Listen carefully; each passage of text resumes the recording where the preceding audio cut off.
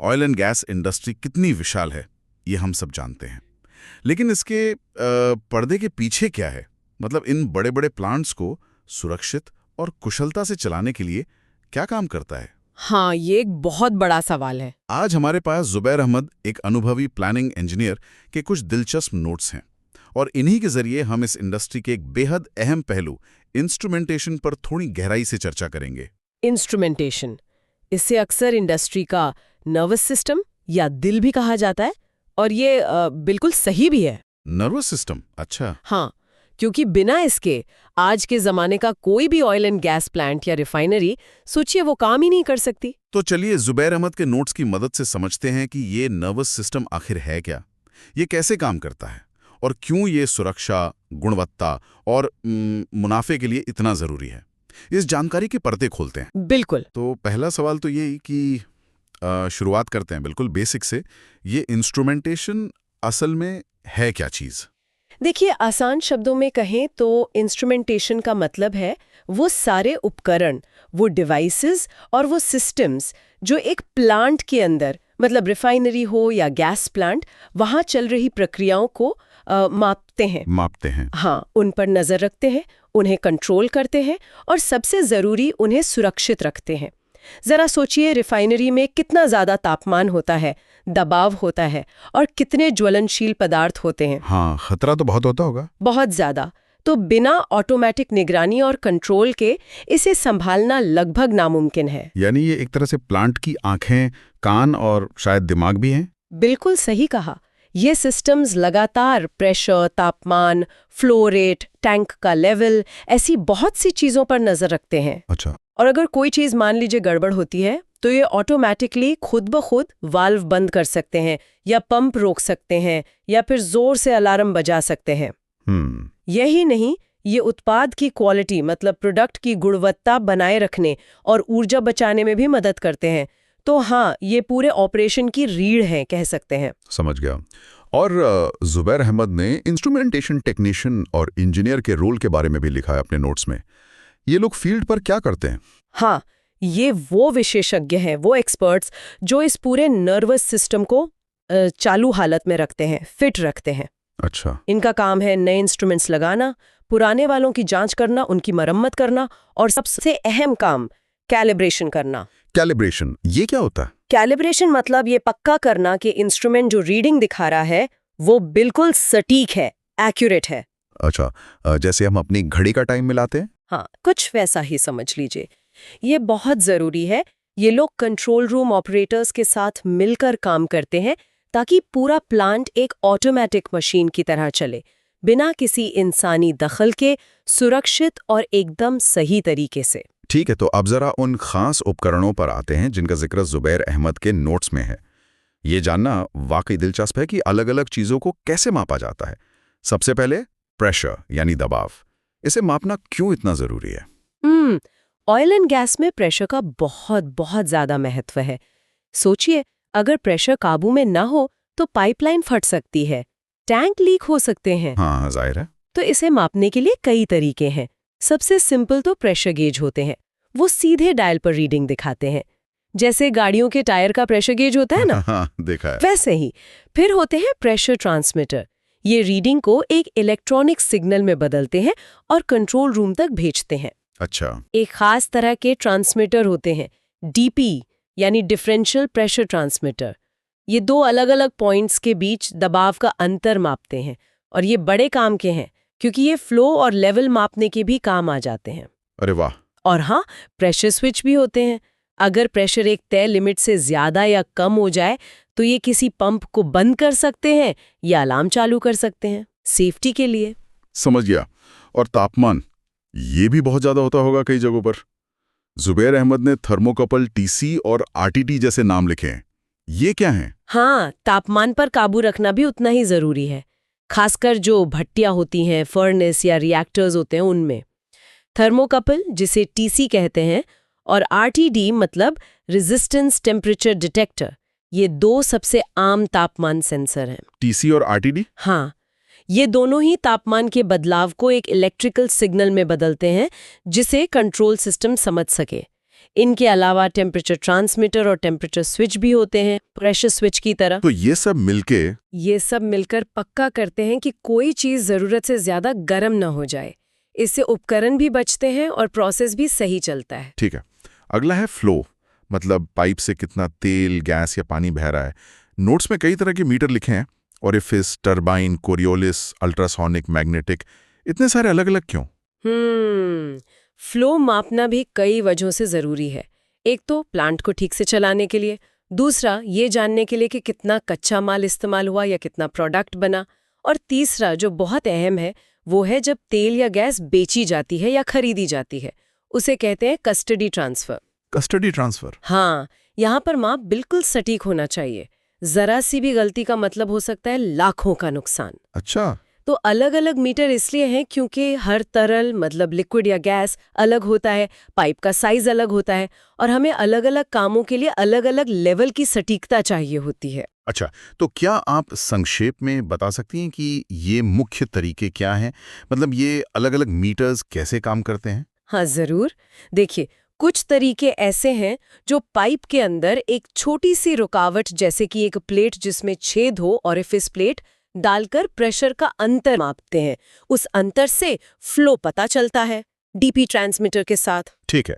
कुछ में एक घूमने वाला पंखा होता है, एक टर्बाइन। जैसे जैसे तरल बहता है वो घूमता है और उसकी गति से फ्लो पता चलता है। ये टर्बाइन फ्लो मीटर हुए। कुछ बहुत ही सटीक होते हैं, जैसे Coriolis metre.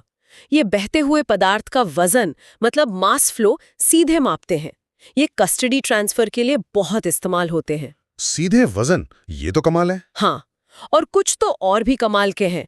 Ultrasonic flow meter, ये पाइप को बिना छुए, बिना काटे, बाहर से ही ध्वनि तरंगे भेजकर फ्लो माप लेते हैं। बाहर से ही? वाह। हाँ। और मैग्नेटिक फ्लो मीटर भी होते हैं जो कंडक्टिव तरल, मतलब जिनमें बिजली चल सके, उनके लिए काम करते हैं।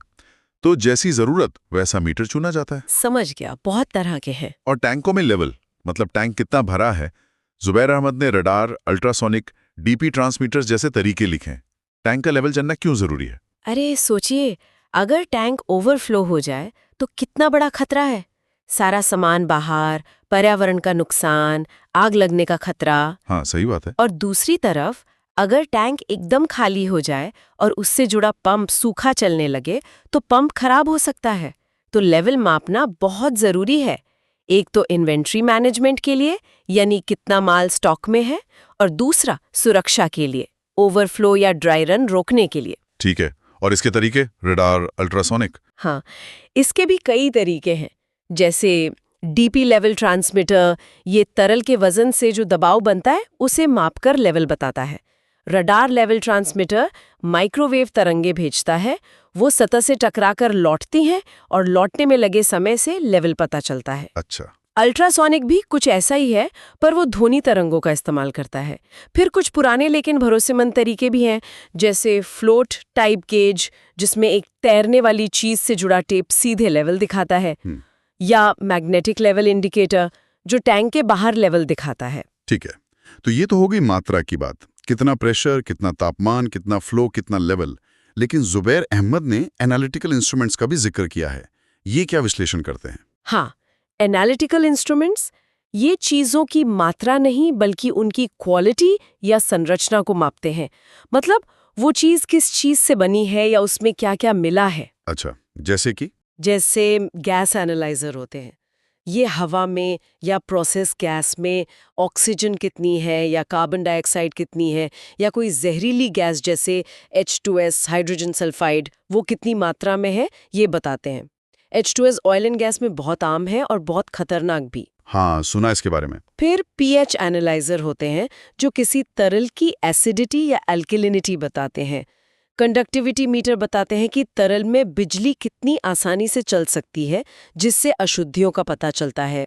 मॉइस्चर एनालाइजर गैस या तरल में नमी की मात्रा बताते हैं। नमी, वो क्यों जरूरी है जानना? क्योंकि गैस पाइपलाइन में ज्यादा नमी हो तो वो जम सकती है या पाइप को अंदर से खराब कर सकती है। ओह, अच्छा।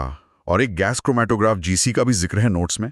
ये क्या खास चीज है? GC, हाँ, गैस क्रोमैटोग्राफ, एक बहुत कह सकते हैं पावरफुल टूल है। ये किसी मिक्सचर को, जैसे नेचुरल गैस है या पेट्रोल है, उसको उसके अलग-अलग कंपोनेंट में, मतलब अलग-अलग रसायनों में तोड़कर बता सकता है कि कौन सा केमिकल कितनी मात्रा में मौजूद है। अरे वाह, मतलब पूरी रेसिपी बता देता है। हाँ, एक तरह से। इससे फाइनल प्रोडक्ट की क्वालिटी पक्की होती है कि वो स्पेसिफिकेशन के हिसाब से है या नहीं। तो कुल मिलाकर ये एनालिटिकल इंस्ट्रूमेंट्स क्वालिटी कंट्रोल और सुरक्षा, खासकर जहरीली गैसों का पता लगाने के लिए बेहद जरूरी हैं। ठीक है, तो ये सारे इंस्ट्रूमेंट्स माप तो लेते हैं, रीडिंग ले लेते हैं, लेकिन फिर उस माप का होता क्या है? जुबैर अहमद कंट्रोल वाल्व और एक्चुएटर्स को फाइनल कंट्रोल एलिमेंट्स कहते हैं। इसका क्या मतलब हुआ? फाइनल कंट्रोल एलिमेंट, हाँ, इसका मतलब है कि ये वो आखिरी कड़ी है जो कंट्रोल सिस्टम के कहने पर असल में प्रोसेस पर काम करते हैं, एक्शन लेते हैं। अच्छा, मतलब ये असली काम करते हैं। बिल्कुल।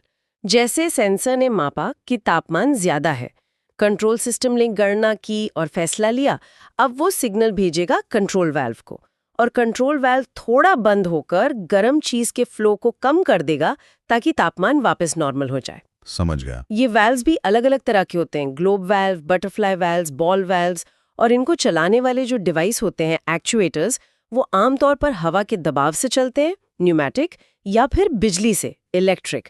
यही चीजें हैं जो मिलकर फ्लो, प्रेशर, तापमान वगैरह को ऑटोमेटिकली कंट्रोल करती हैं और प्रोसेस को स्थिर रखती हैं। तो ये सारी जानकारी, सारी माप और ये कमांड्स, ये सब जाती कहाँ हैं? नोट्स में कुछ एब्रिविएशंस दिए थे, PLC, DCS, SCADA, SIS, ये क्या बला है? क्या ये सब एक जैसे हैं?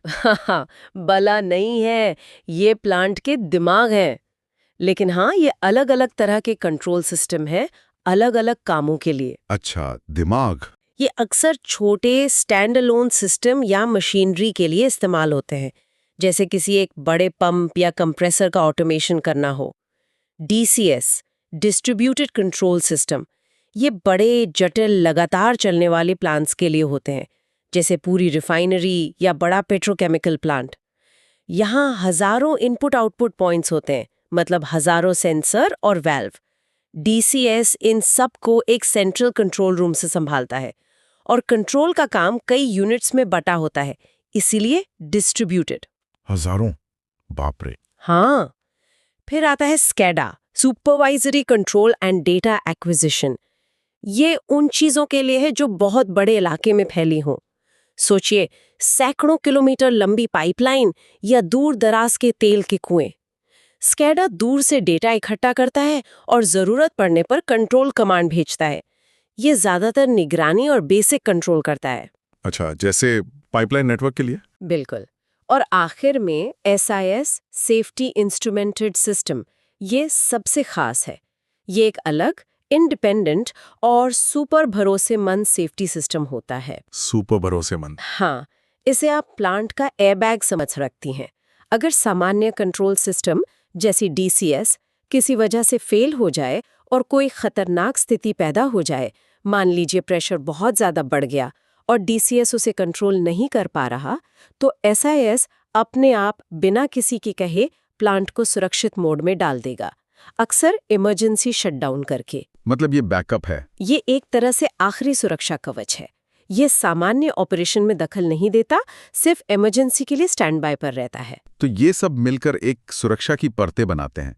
पहले DCS कंट्रोल करने की कोशिश करेगा, और अगर वो नाकाम रहा या कोई बहुत खतरनाक स्थिति हुई तो SIS हरकत में आएगा। बिल्कुल सही। यही है ऑटोमेशन और सुरक्षा की लेयरिंग। पहले सामान्य कंट्रोल, फिर अलार्म, और फिर सबसे ऊपर सेफ्टी इंस्ट्रूमेंटेड सिस्टम का एक्शन। समझ गया। जुबैर अहमद इस बात पर बहुत जोर देते हैं कि हर इंस्ट्रूमेंट का पूरा रिकॉर्ड रखा जाता है, दस्तावेजीकरण होता है। ये क्यों इतना जरूरी है? नोट्स में PNID, लूप डायग्राम जैसे शब्द हैं। हाँ, दस्तावेजीकरण या डॉक्यूमेंटेशन, ये बेहद जरूरी है। सोचिए, एक बड़े प्लांट में हजारों इंस्ट्रूमेंट हैं। अगर कोई खराब हो जाए या उसकी सेटिंग बदलनी हो या कोई नया लगाना हो, तो बिना सही कागजात के ये कैसे पता चलेगा कि वो कौन सा इंस्ट्रूमेंट है, कहाँ लगा है, उसका टैग नंबर क्या है, वो कंट्रोल सिस्टम से कैसे जुड़ा है, और उसकी सही स्पेसिफिकेशंस या सेटिंग्स क्या थी? हाँ, ये तो मुश्किल होगा। बहुत ज्यादा। इसीलिए ये दस्तावेज होते हैं, जैसे PNID, piping and instrumentation diagram, ये तो जैसे पूरे प्लांट का इंजीनियरिंग ब्लूप्रिंट है। इसमें सारे पाइपलाइन, सारे उपकरण जैसे टैंक, पंप, हीट एक्सचेंजर वगैरह, और उन पर लगे हर एक इंस्ट्रूमेंट का सिंबल और उसका यूनिक टैग नंबर दिखाया जाता है। लूप डायग्राम, ये एक खास इंस्ट्रूमेंट के लिए होता है। ये दिखाता है कि वो फील्ड में लगे सेंसर से लेकर कंट्रोल रूम के पैनल तक कैसे तार से जुड़ा है, कौन कौन से जंक्शन बॉक्स बीच में है वगैरह, वायरिंग की पूरी डिटेल। अच्छा, वायरिंग का नक्शा। हाँ, फिर इंस्ट्रूमेंट इंडेक्स होता है, सारे इंस्ट्रूमेंट्स की लिस्ट। डेटा शीट होती है हर इंस्ट्रूमेंट की, जिसमें उसकी पूरी जन्म कुंडली होती है, रेंज, मटेरियल, बनाने वाली कंपनी, मॉडल नंबर, सब कुछ। हुकअप ड्राइंग दिखाती है कि इंस्ट्रूमेंट को पाइपलाइन से कैसे जोड़ा गया है। कैलिब्रेशन रिपोर्ट होती है, ITP, inspection and test plan होता है। ये सब रिकॉर्ड रखना क्वालिटी, सुरक्षा और रख रखाव, मेंटेनेंस के काम को आसान और भरोसेमंद बनाने के लिए एकदम जरूरी है। और कैलिब्रेशन की बात आपने पहले भी की थी। ये नियमित रूप से करना क्यों जरूरी है? आपने सटीकता भी बात की थी। हाँ, सटीकता। कैलिब्रेशन इसीलिए जरूरी है क्योंकि समय के साथ या तापमान, कंपन, धूल मिट्टी के असर से इंस्ट्रूमेंट्स की रीडिंग थोड़ी इधर-उधर हो सकती है, ड्रिफ्ट कर सकती है। ड्रिफ्ट? हाँ, मतलब वो थोड़ा गलत बताने लगती है। मान लीजिए एक प्रेशर ट्रांसमीटर है जिसे 100 PSI दिखाना चाहिए, पर वो 102 दिखा रहा है या 98 दिखा रहा है। ये छोटी सी गलती भी प्रोसेस कंट्रोल के लिए या सुरक्षा के लिए खतरनाक हो सकती है। तो कैलिब्रेशन का मतलब है इंस्ट्रूमेंट की रीडिंग की तुलना एक जाने माने सटीक स्टैंडर्ड सोर्स से करना, जैसे प्रेशर के लिए एक सर्टिफाइड प्रेशर गेज या डेड वेट टेस्टर से, या तापमान के लिए एक कैलिब्रेटेड टेम्परेचर बाथ से। और अगर रीडिंग गलत है तो इंस्ट्रूमेंट को एडजस्ट करके ठीक करना। अच्छा, ये काम नियमित रूप से एक तय शेड्यूल के हिसाब से करना पड़ता है ताकि माप हमेशा भरोसेमंद और सटीक रहे। इसके साथ ही जो छोटी ट्यूबिंग होती है जो प्रोसेस से सिग्नल सेंसर तक लाती है, इम्पल्स लाइन कहते हैं, उसकी भी जांच करनी होती है कि कहीं कोई लीकेज या ब्लॉकेज तो नहीं है, सिग्नल ठीक से आ रहा है या नहीं, सेंसर साफ है या नहीं। ये सब भी जरूरी रखरखाव का हिस्सा है। ठीक है। ये इंस्ट्रूमेंटेशन टीमें कहाँ-कहाँ काम करती हैं? नोट्स में कुछ जगहों के नाम हैं। हाँ, ये टीमें ऑयल एंड गैस इंडस्ट्री में लगभग हर जगह काम करती हैं जहाँ प्रोसेसिंग या हैंडलिंग होती है, जैसे कि रिफाइनरीज में जहाँ कच्चा तेल साफ होता है, पेट्रोकेमिकल प्लांट्स में जहाँ प्लास्टिक और दूसरे केमिकल बनते हैं, गैस प्रोसेसिंग प्लांट्स में जहाँ नेचुरल गैस को साफ करके इस्तेमाल लायक बनाया जाता है, ऑफशोर प्लेटफॉर्म पर मतलब समुद्र में जो तेल निकालने के बड़े बड़े ढांचे होते हैं, और स्टोरेज और लोडिंग टर्मिनल्स पर जहां बड़े बड़े टैंकों में तेल या गैस स्टोर की जाती है और जहाज़ों या पाइपलाइन में लोड की जाती है। यानी लगभग हर जगह। और जाहिर है इन सब जगहों पर सुरक्षा सबसे पहले आती होगी। जुबैर अहमद ने भी इसका जिक्र किया है। काम करते वक्त क्या खास सावधानियां बरती जाती हैं? सुरक्षा वो तो पहली प्राथमिकता है, मतलब सबसे जरूरी। इन जगहों पर ज्वलनशील गैसें हो सकती हैं, हाई प्रेशर लाइंस होती हैं, बिजली का खतरा होता है, तो लापरवाही की कोई गुंजाइश नहीं होती। बिल्कुल। टेक्नीशियन हमेशा सही PPE यानी पर्सनल प्रोटेक्टिव इक्विपमेंट पहनते हैं। हेलमेट, सेफ्टी वाले जूते, दस्ताने, आंखों के लिए चश्मे या गॉगल्स। अक्सर उनके पास एक छोटा पोर्टेबल गैस डिटेक्टर भी होता है जो आसपास खतरनाक गैस होने पर अलार्म बजा देता है। गैस डिटेक्टर भी? हाँ, बहुत जरूरी है। और किसी भी उपकरण पर, चाहे वो इलेक्ट्रिकल हो या प्रोसेस लाइन से जुड़ा हो, उस पर काम शुरू करने से पहले उसे पूरी तरह से सिस्टम से अलग किया जाता है, आइसोलेट किया जाता है। बिजली का कनेक्शन काटा जाता है और लॉक लगाया जाता है ताकि कोई गलती से चालू ना कर दे। इसे लॉकआउट, टैगआउट या लोटो कहते हैं। और ये पक्का किया जाता है कि उस जगह पर कोई ज्वलनशील गैस मौजूद नहीं है, गैस फ्री सर्टिफिकेट। बिना इन सब सुरक्षा कदमों के काम शुरू ही नहीं किया जाता। वाह, काफी कड़े नियम हैं। जरूरी है, सुरक्षा सबसे ऊपर है। तो जुबैर अहमद के नोट से ये बिल्कुल साफ है कि इंस्ट्रूमेंटेशन सिर्फ कुछ मीटर्स और तार नहीं है, ये तो वाकई ऑयल एंड गैस ऑपरेशन का, जैसा आपने शुरू में कहा था, दिमाग और नसें हैं। बिल्कुल सही। ये पर्दे के पीछे के वो हीरो हैं जो चुपचाप ये सुनिश्चित करते हैं कि हमें जो ऊर्जा चाहिए वो सुरक्षित तरीके से और लगातार मिलती रहे। ये सुरक्षा की पहली दीवार है, ये ऑटोमेशन की बुनियाद है और ये एफिशिएंसी मतलब कम लागत में ज़्यादा काम करने की कुंजी है। इंस्ट्रूमेंटेशन इंजीनियर और टेक्नीशियन का काम बेहद महत्वपूर्ण है, भले ही वो ज्यादातर आम लोगों की नज़र में ना आता हो। आज की इस चर्चा से मुझे लगता है ये बात और भी साफ हो गई है कि हमारी रोजमर्रा की जो ऊर्जा ज़रूरतें हैं उन्हें पूरा करने के लिए बैकग्राउंड में कितने जटिल, कितने ज़रूरी और कितने इंटेलिजेंट सिस्टम लगातार काम कर रहे हैं। हाँ बिल्कुल, और ये हमें सोचने पर भी मजबूर करता है कि भविष्य में क्या होगा। जैसे जैसे टेक्नोलॉजी आगे बढ़ रही है, खासकर artificial intelligence, AI, machine learning और स्मार्ट सेंसर्स का ज़माना आ रहा है। हाँ, एआई का तो आजकल हर जगह जिक्र है। तो क्या हम देखेंगे कि ये प्लांट और भी ज़्यादा ऑटोमेटिक हो जाएंगे? क्या एआई खुद ही आने वाली समस्याओं को पहले से पहचान कर उन्हें ठीक कर पाएगा? क्या कंट्रोल रूम में इंसान की ज़रूरत और कम हो जाएगी और सब कुछ शायद दूर से, रिमोट से ही ऑपरेट होगा? ये कुछ बहुत दिलचस्प सवाल हैं जिन पर आने वाले समय में और भी बहुत कुछ देखने और सुनने को मिलेगा। यकीनन भविष्य तो काफ़ी रोमांचक लग रहा है इस फील्ड में भी। खैर, इस गहरी जानकारी और इस बेहतरीन बातचीत के लिए आपका बहुत बहुत धन्यवाद। धन्यवाद।